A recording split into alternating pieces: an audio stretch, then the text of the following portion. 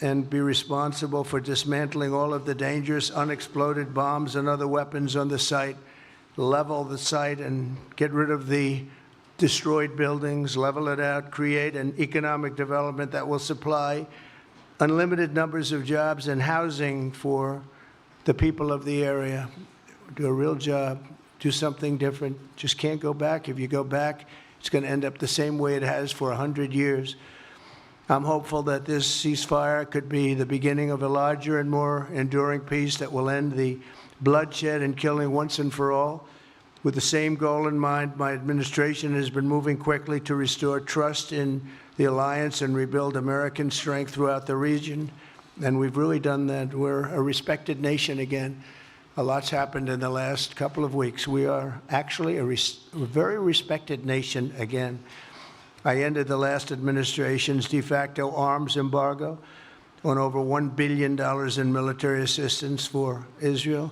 And I'm also pleased to announce that this afternoon the United States withdrew from the anti-Semitic UN Human Rights Council and ended all of the support for the UN Relief and Works Agency, which funneled money to Hamas and which was very disloyal to humanity.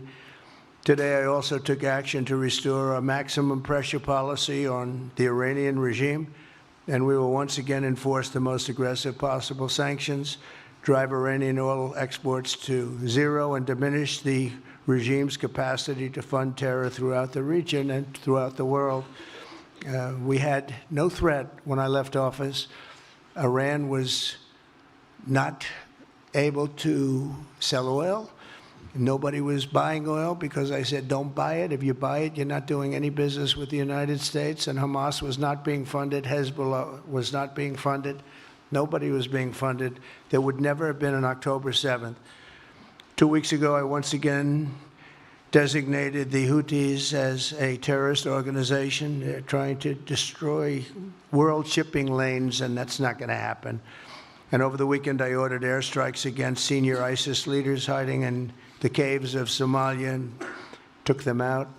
Here in America, we've begun the process of deporting foreign terrorists, jihadists, and Hamas sympathizers from our soil, just as we have people that are extremely evil, and we're sending them out of our country. They came from jails. They came from mental institutions and insane asylums, and they were dumped into our country. They're gang members.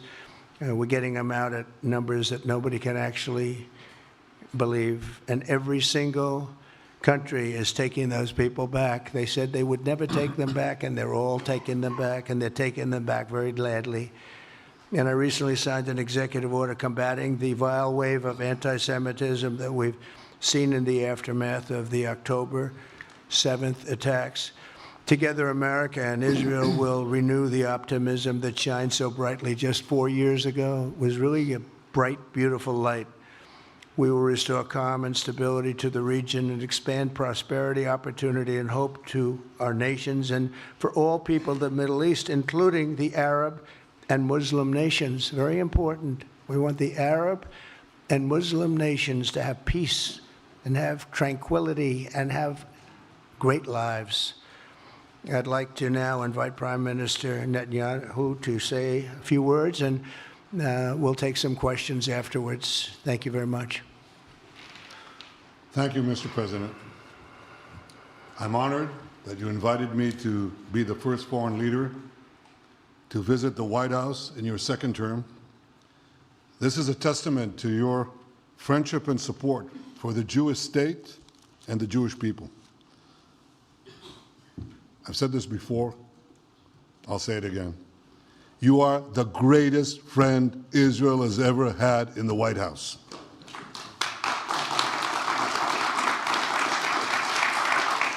And that's why the people of Israel have such enormous respect for you. In your first term, you recognized Jerusalem as Israel's capital. You moved the American embassy there. You recognized Israel's sovereignty over the Golan Heights. You withdrew from the disastrous Iran nuclear deal. I remember we spoke about it. You said, this is the worst deal I've ever seen. I'm elected, I'm walking out of it. That's exactly what you did. And I think it speaks loudly for just common sense, just looking at things and seeing them as they are. And of course, you also brokered the groundbreaking Abraham Accords in which Israel made peace with 4 Arab states. We did this in 4 months. Nothing happened for a quarter of a century, but in 4 months,